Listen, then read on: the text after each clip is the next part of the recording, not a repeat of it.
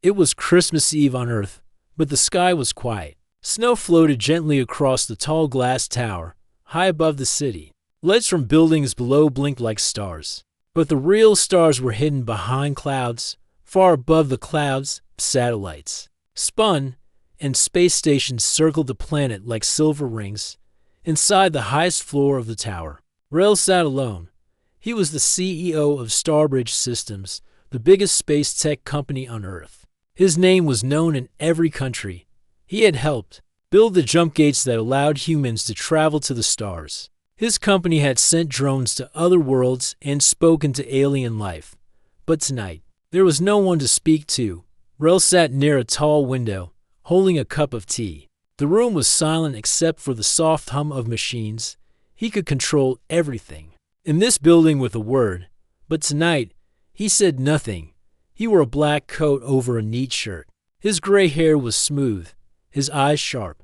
People often said he looked like a leader, strong, smart, always serious. But tonight, he just looked tired. The room was full of things. A glowing tree stood in the corner, decorated by the building's Autobots. There were gifts wrapped neatly under it sent by workers, partners, or strangers trying to impress him. He had not opened a single one. There was food on the table, to high-quality meals made by the tower's chef bots. Everything looked perfect. But Rel had not touched any of it. He didn't want perfection tonight.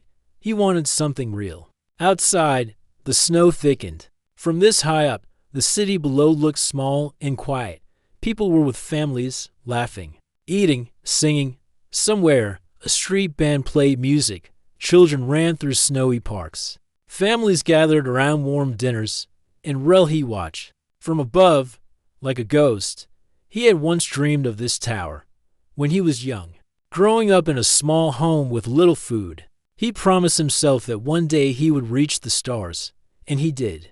But in chasing the stars, he had left people behind. His parents had passed years ago. He had no siblings, no wife, no children. Friends had drifted away, replaced by meetings and machines.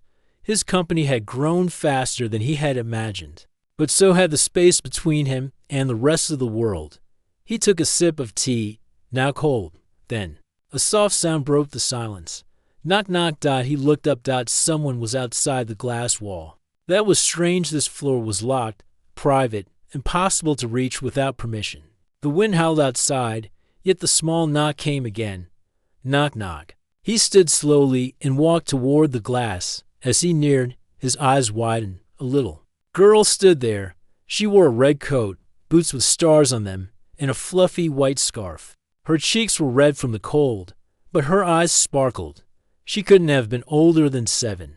Beside her stood a small food delivery bot, blinking, with friendly lights. It carried a basket. Rel pressed a button, and the glass slid open with a soft whoosh. Warm air rushed out, and cold air rushed in. The girl didn't seem afraid. She looked up and smiled. "Do you want to have dinner with us?" she asked. Rel blinked. The question hung in the air like snowflakes. He opened his mouth, then closed it again. No one had asked him to dinner in years.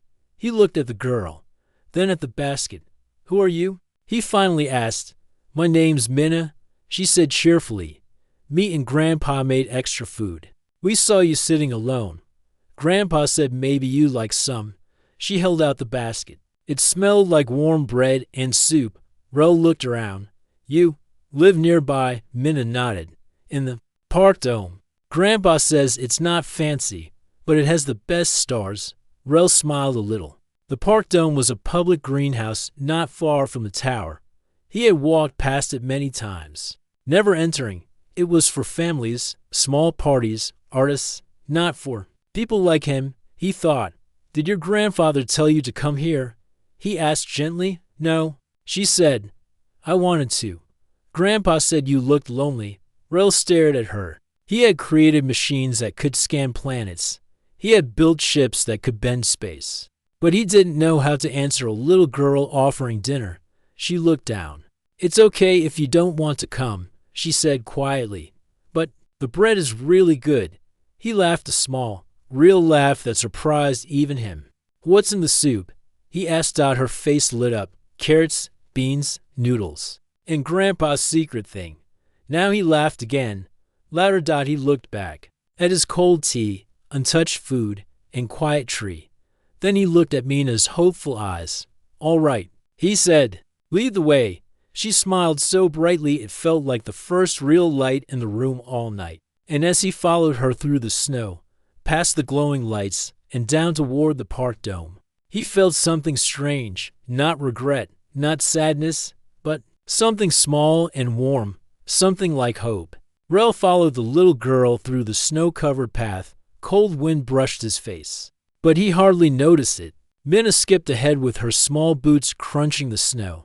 The delivery bot rolled beside her, quietly humming a soft tune.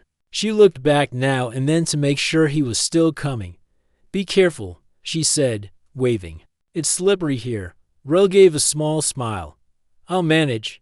The path curved gently downward, moving away from the tall glass towers and toward the lower part of the city. Lights became softer here. The air was filled with the smell of roasted nuts and sweet cocoa. Somewhere nearby, someone played a cheerful tune on a flute. They passed glowing decorations, paper stars, string lights, little models of rockets and planets. Unlike the cold perfection of the tower, this place felt warm and alive. Rel realized he had never really walked through this area before. He had flown over it many times, seen it in reports, but never truly noticed it. Children ran past them, laughing. A group of people were building a snow creature shaped like a space whale. An old woman handed out cups of warm tea from a cart, smiling at strangers.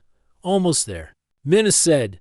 Ahead was the park dome, a large glass building shaped like a half bubble. Inside, plants grew tall and green under gentle artificial lights. Small trees were decorated with lights and ribbons. At the center of the dome, a circle of people were sitting on blankets and folding chairs around a small heater. "That's Grandpa," Minna said, pointing to an old man with white hair and oil-stained gloves. He was stirring something in a metal pot that steamed happily. As they entered the dome, warmth wrapped around Rel like a blanket. The scent of real cooking filled the air. Soup, baked rolls, and something sweet. His stomach growled softly. Surprising him, John looked up and smiled. "Minna, you brought him?" Rel stepped forward. "Good evening," he said politely. John stood, wiping his hands on a cloth. "Evening, sir. Welcome. I hope you're hungry." Rel hesitated. "I wasn't sure I'd come, but your granddaughter was quite convincing." John chuckled. "She has that effect." Minna sat cross-legged beside the heater, warming her hands. The delivery bot opened its basket and passed out bowls and cups like a trained helper. Rel looked around. There were maybe 15 people, some old, some young. A woman tuned a small guitar. 2 boys were building a robot spider from old parts. And a young couple shared a blanket while drinking hot tea. No one stared at Rel like he was special. No one whispered or pointed. They simply smiled and made space for him. He sat on a folding chair that John offered. "It's not much," John said, handing him a bowl of soup, "but it's made with care." Rel took a sip. It was good. Not fancy, not made by expert bots, but it was warm and full of flavor. Carrots, beans, soft noodles, and something slightly spicy. "What's the secret ingredient?" he asked. John winked. "Wouldn't be a secret if I told you." Rel smiled again. As he ate, he listened. People talked about small things, how the heater had been fixed using spare parts from an old space drone, how the new solar lights helped the plants grow faster, how Minna had 1 second place in a school drawing contest. Nobody talked about business, money, or politics. No one mentioned space travel or alien trade. They just lived in the moment. And for the first time in a long while, Rel felt like he was part of something simple, something real. "Did you always live here?" he asked John. The old man nodded. "Used to work in shipyards, way out near the orbiting docks, retired now. This dome's home." "You worked on starships?" "Sure did. Helped build the first gate relay too. Back then, we didn't know if it would even work." He laughed. "Now look at us Earth speaking with stars." Rel looked around again. "You've created a good place here." John shrugged. "We just look out for each other." Some of us don't have big families, so we make our own. Minna came over, holding a box. This is for you. Rel blinked. For me? She nodded. I made it last week. Didn't know who to give it to, but now I do. He slowly opened the box. Inside was a small handmade star, crafted from folded paper and shiny foil. It's not perfect, she said shyly, but I tried. Rel held it gently in his hands. It's the most thoughtful gift I've received in years. Minna smiled wide. Later, someone began singing. Others joined. The woman with the guitar played softly. Lights twinkled on the trees. Snow gently tapped on the dome above. And Rel relaxed. He let go of the cold shell he wore every day. He didn't think about meetings, profits, or company shares. He just sat with a bowl of soup, surrounded by people who asked for nothing but his presence. He looked at John, then at Minna, then at the paper star in his hands. Maybe this was what he had been missing. Not more success, not more control, but connection. A voice echoed gently in his mind. Do you want to have dinner with us? Yes, he thought. He did, inside the warm dome. The evening grew brighter not from the lights, but from the people. The small group around the heater shared food, laughter, and stories. The air was filled with the smell of warm bread, sweet tea, and something freshly baked. Rel had not laughed this much in years. He sat quietly for a while, just listening. The girl, Minna, told a story about how she tried to catch a snowflake with her tongue and fell into a bush. Everyone laughed, including Rel. It wasn't the kind of laugh he gave in business meetings. It was a real one, full of surprise and joy. The woman with the guitar began to play again. It was a soft tune, simple and beautiful. People hummed along. Some even sang words that Rel didn't know.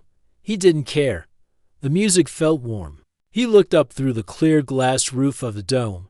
Snow gently tapped against it. But beyond that, the sky had started to clear. A few stars peeked through the dark clouds. Beautiful, isn't it? John said. Sitting next to him with a cup of tea, Rel nodded. Yes, I've looked at stars through the best equipment. I've stood on orbital decks. But this feels different. It's because you're not alone this time, John said, sipping his tea. Rel was quiet for a moment. That's true. The two men sat side by side, watching the small fire heater flicker in the center of the group. Rel felt something deep inside, something he had forgotten. Not just peace, but connection, a sense of being part of something greater than business or science. He looked at Minna. She was showing her paper star to a small boy. She had made many of them and given one to almost everyone. People hung them on small tree branches or clipped them to their jackets. She has a kind heart, Rel said. She saved me, John replied quietly. After my daughter, her mother, passed, I didn't know how to go on. But Minna, she brought life back to my world. I'm sorry, Rel said, truly meaning it. John nodded. Thank you. She reminds me that even in the coldest winters, there's warmth to be found. Just then, a soft ding came from the delivery bot. It opened a side tray and handed out warm cookies freshly baked in its food compartment. Everyone clapped and cheered. One of the children shouted, "Thank you, bot," and gave it a small sticker, which it proudly displayed on its screen. Minna ran over to Rel and offered him a cookie. This one has stars on it. He took it carefully. Thank you. As he bit into it, his eyes widened. It was sweet, soft, and full of flavor. Did you make these two? Minna giggled. Grandpa helped. I just did the fun part adding stars. Rel smiled. It's the best cookie I've had in a long time. She looked up at him. Do you eat alone every Christmas? Rel blinked. No one had asked him that before. He thought for a moment, then answered honestly. Yes, for many years. Why? I thought I was too busy, he said softly. I told myself that building things was more important. But now I see, maybe I was wrong. Minna took his hand for a moment. Next year, you can come to our dinner again. You don't have to be alone. His heart felt full. Thank you, he whispered. I would like that. Suddenly, the lights in the dome dimmed for a second, then returned to normal. People looked up, confused. A low hum passed through the ground. John stood quickly. That felt like a scanned pulse. Rel narrowed his eyes. He was familiar with that sound. It came from above, he said. Maybe orbit. A few people stepped outside the dome. Rel followed. The sky was clearing now, and through the thinning clouds, a strange light shone, not a star, not a moon, but something artificial. It hovered above the Earth. High in orbit, a soft blue glow surrounded it. Is that a ship? Someone whispered. It's not one of ours, Rel said quietly. People murmured. Some pointed. A few took out comm devices. Suddenly, Rel's wristband buzzed. He tapped it. A calm robotic voice spoke. Incoming alert. Unidentified vessel. Detected in Earth orbit. Origin unknown. No known communication codes. Civilian systems on standby. Awaiting response from Planetary Command. Everyone looked at Rel. He was, after all, the man who helped build humanity's connection to space. Rel stared at the sky. They're watching us? Minna tugged on his coat. Are they aliens? He nodded. I believe so. Are they? Bad. He paused. We don't know yet. The blue light in the sky shimmered once. Then, without warning, a message appeared on every screen, billboard, and device in the area. It was not a voice, but a simple line of text. It read, We request dinner with your kind. Gasps filled the air. John looked at Rel. Is this a joke? No, Rel said, his voice steady. That came from the ship. Another message appeared. No weapons, no danger, just dinner. Rel looked around at the faces near him, some nervous, some curious, all quiet. Then he looked at Minna. She tilted her head. Like how I asked you? He nodded slowly. Yes, just like that. John stepped forward. Well then, maybe they're lonely too. Rel felt a chill not from the snow, but from something deep and powerful. In the stars above, someone was asking the same question Minna had asked him. Do you want to have dinner with us? And now, it was humanity's turn to answer. The night sky stayed still, but the world below was no longer calm. The message from the alien ship, we request dinner with your kind, flashed across every screen in the city. People stood in parks, streets, and rooftops looking up. Some were afraid, some curious, but most were simply surprised. Inside the dome, the small group sat in silence, still staring at the glowing blue light far above the clouds. Minna looked at Rel. Do they really want dinner? Rel slowly nodded. That's what it says. But why? I don't know. He replied honestly. No alien has ever made a request like this before. John folded his arms, thinking, maybe they're like you were, Rel, sitting alone, waiting for someone to notice. Rel looked at the old man. It wasn't a bad guess. He tapped his wristband again. Connect me to orbital command. A moment later, a calm voice responded. Mr. Rel, you've seen the signal. Yes. What do we do? Rel looked around. The heater in the dome glowed softly. People still held bowls and cups. The children were now whispering to each other, wondering what the aliens might look like. He remembered Minna's voice from earlier that night. Do you eat alone every Christmas? And now, far above Earth, someone or something was asking the same question. Rel spoke firmly. We don't prepare weapons. We prepare a table. Silence on the other side of the line.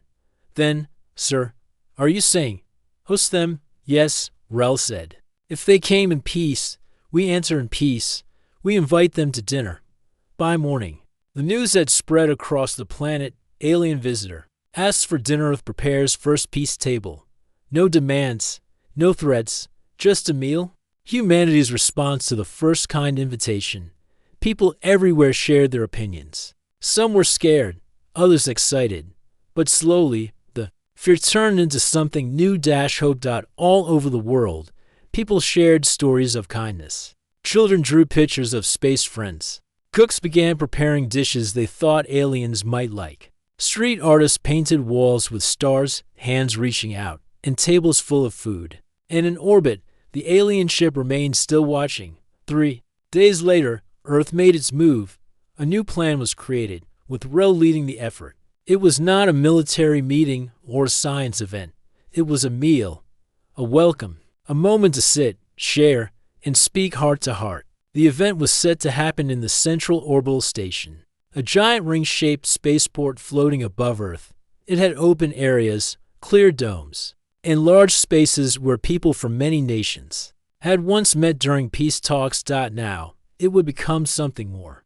Teams worked together from every country: chefs, artists, translators, and engineers. They filled the great hall with long tables, lights, music, and decorations from Earth's many cultures. Every table had a gift, small and thoughtful: a flower, a picture, a toy, a story written on paper.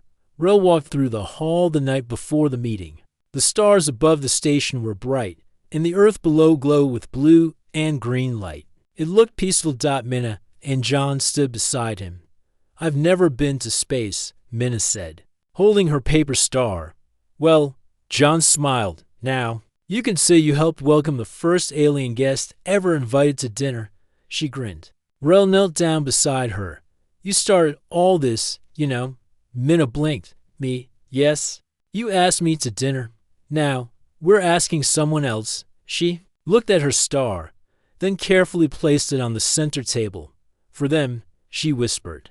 The next day, the alien ship moved slowly, silently. It floated closer to the orbital station. Its surface shimmered like water. No weapons, no signals, only the blue light, calm and soft. Inside the station, people waited, quiet, respectful, unsure of what would come. Then, a small pod detached from the ship. It glided toward the docking port and connected with a soft hiss. Everyone held their breath. The doors opened. Out stepped a being unlike anything seen before. It was tall and gentle in movement. Its body shimmered like smoke and crystal. It had no mouth, no eyes, but it pulsed with soft colors: blue, silver, a touch of warm gold. It moved slowly, not floating, but gliding just above the floor. People stepped back, unsure. But Minna did in single quotes T. She stepped forward.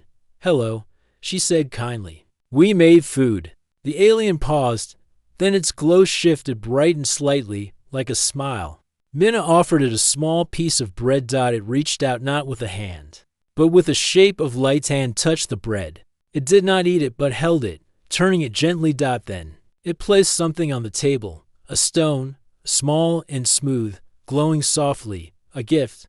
The crowd stayed silent, watching. Then the alien made a soft sound like wind through trees and moved to sit at the table. Rel stepped forward next. He did not bring a speech or a device. He simply sat. Others followed.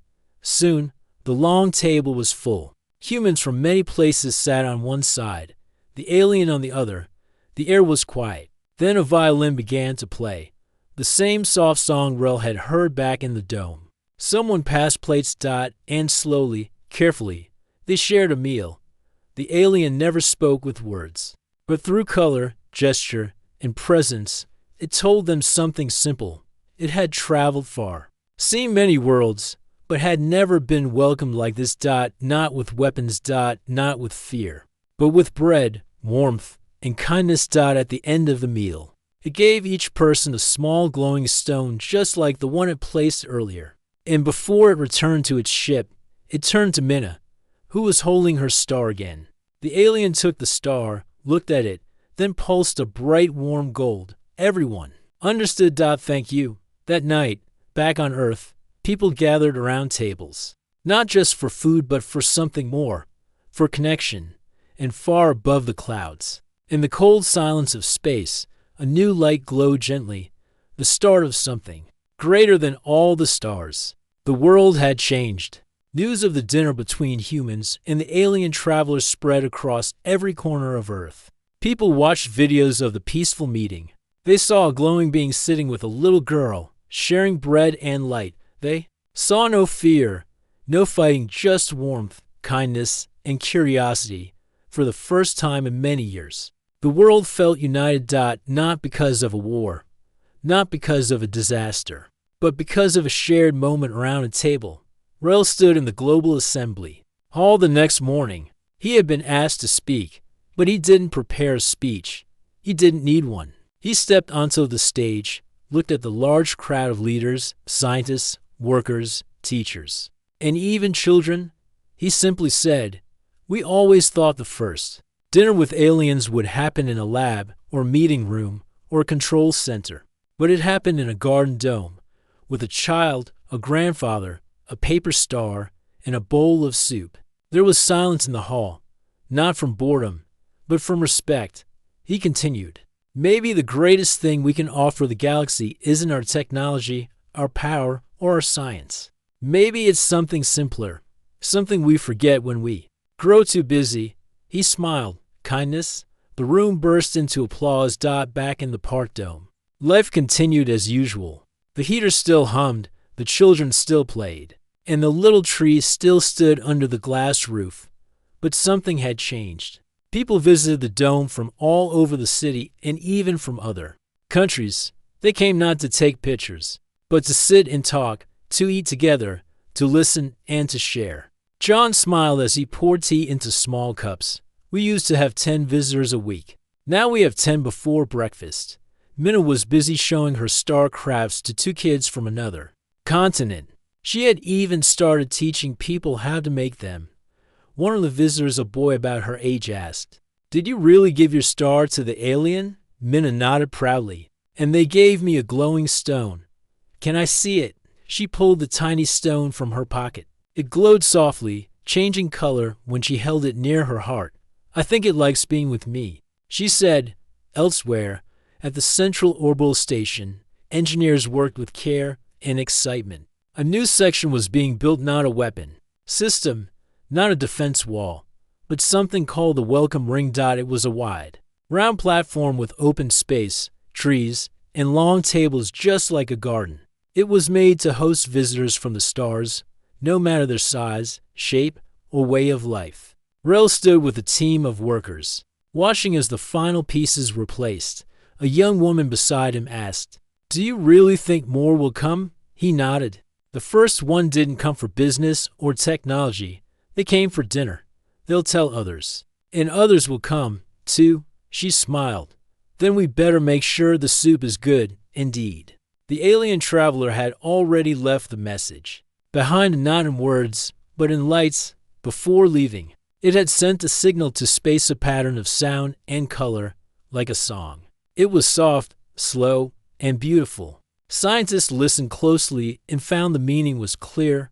This world shared their table. They are kind. Visit them with peace. It was an invitation, a message to the stars. Come, sit, eat, be welcome. Weeks passed, then months. The welcome ring opened. More travelers arrived slowly, carefully. They were different in every way. Some looked like clouds, some like shells, some like flying ribbons of light. Some made sounds like water, others used shapes and lights to speak. But no matter how different they were, one thing stayed the same. Each one was offered a place at the table.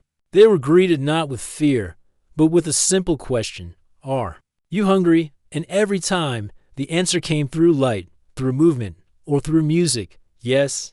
Mina's story became known far beyond Earth. People from other worlds asked to meet her. She stayed the same cheerful girl, kind, honest, and curious. She didn't care about fame. She just liked making stars out of paper and asking new friends what their favorite food was. One day, while she was painting a flower pot in the dome, Rel visited again. He had left his role as CEO of Starbridge Systems. Now, he was the leader of the Welcome Initiative, a global mission to greet all peaceful visitors with respect, care, and understanding. He sat beside Minna and watched her paint. "Do you think they'll keep coming?" she asked. "Yes," he said, "because the first one came for a simple reason." She grinned. "Dinner?" He nodded. "Dinner?" That evening, a new signal arrived from deep space. It was slow, careful, and full of patterns, but the message was clear. "We heard you share meals. May we join?" And the response Earth sent, it was simple. "Yes. Bring your hunger. Bring your stories. We'll keep a place for you." Across Earth, tables were set. Lanterns were lit. Dishes were shared. And above them, the stars seemed a little closer. Not just cold lights in the sky. But friends coming home. The welcome ring was full of soft lights and quiet voices. Music floated through the air, slow and gentle, played by a mix of human and alien instruments. Around the large circular tables, humans and visitors from faraway stars sat side by side. Some had arms, some didn't. Some used sounds to speak, others used light, motion, or shapes. But no one seemed afraid. Everyone had come to share one simple thing, a meal. In the center of the ring stood a large table with colorful dishes from Earth and other planets. There were bowls of soup, trays of fruit, cakes shaped like moons, and drinks that sparkled softly in the dark. Everything was made to be shared. Rel stood near the entrance, watching. He was no longer wearing a business suit. Instead, he wore a simple earth-colored coat and a pin on his chest, the small paper star Minna had given him months ago. He never took it off now. A voice beside him asked, "Do you think they'll like the food?" It was Minna.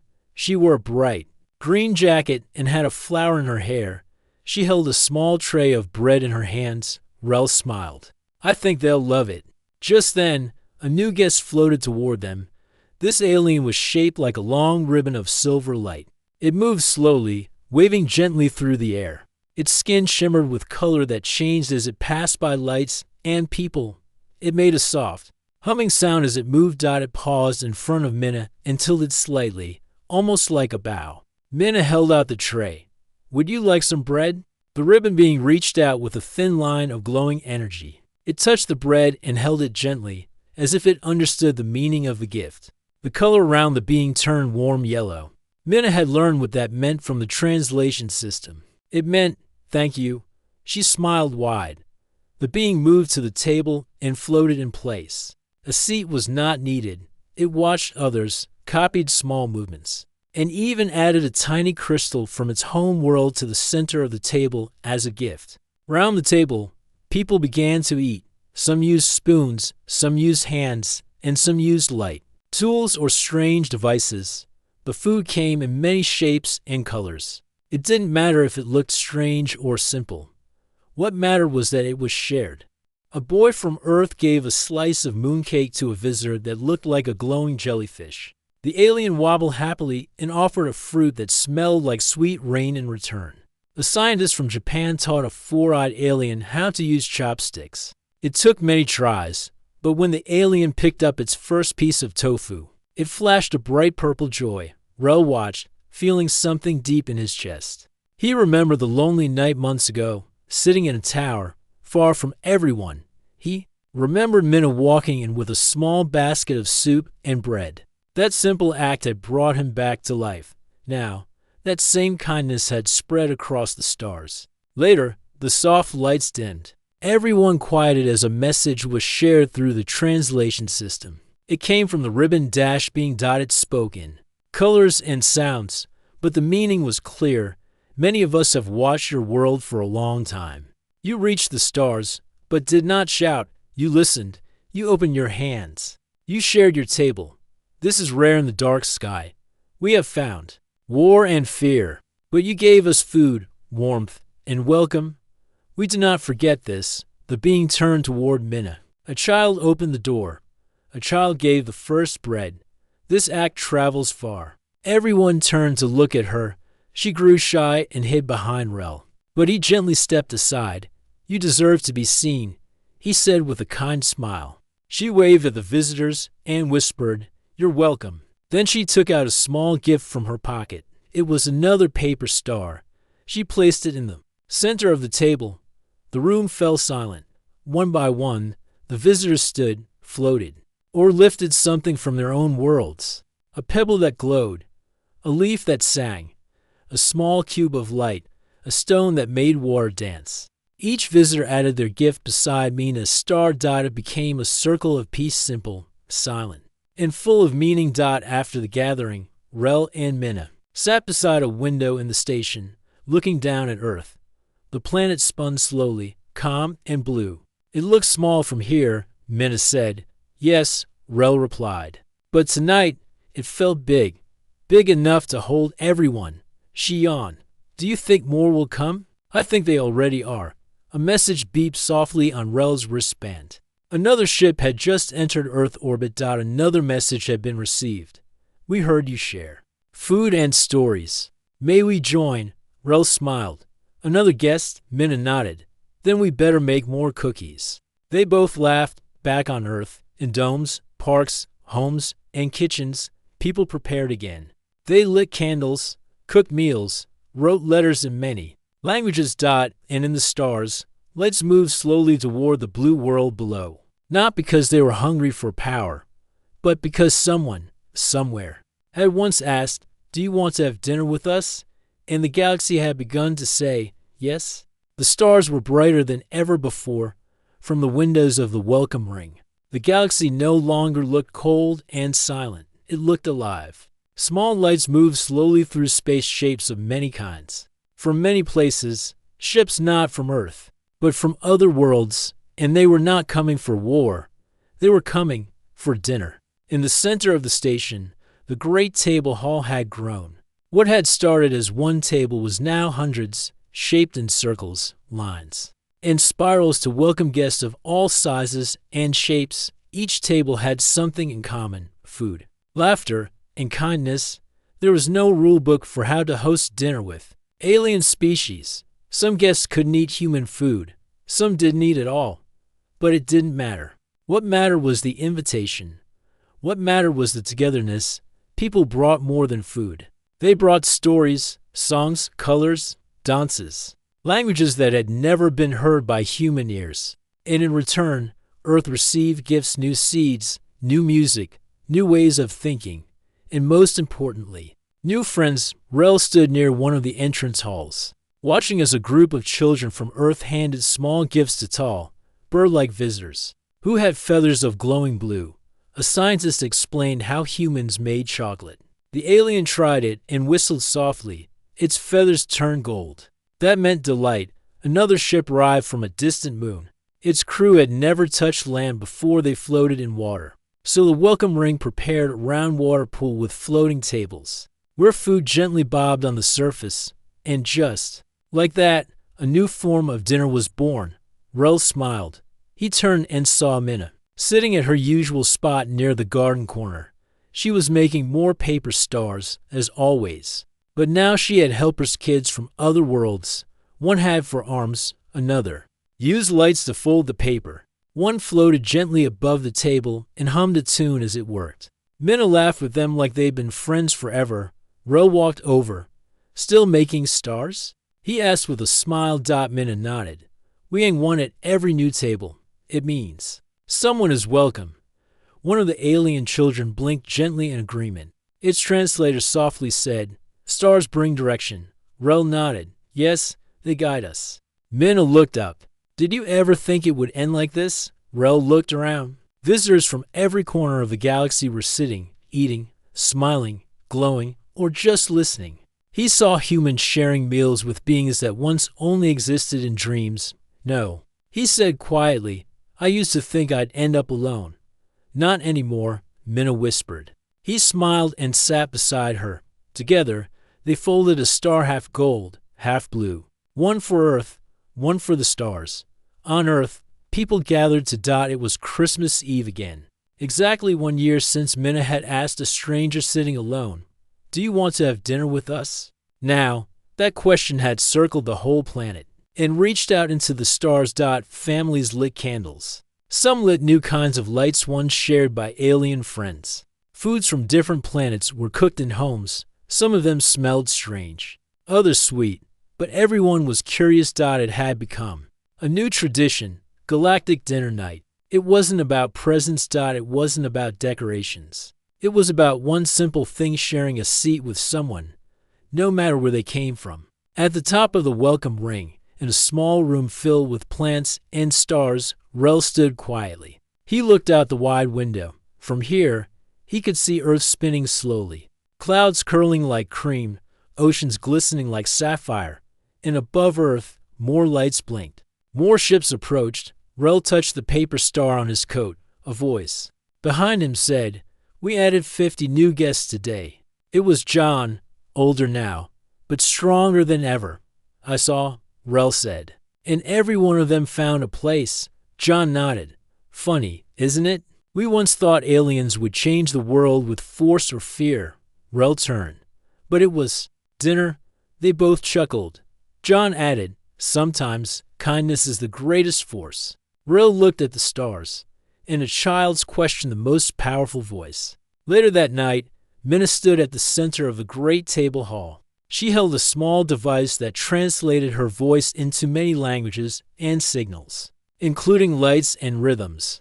Around her stood guests from dozens of worlds. She took a deep breath, then said, "We were once alone in the dark, but now we share light. You are not strangers anymore. You are guests, and soon you will be friends. So today, like I asked once before, I ask again." She paused, then smiled.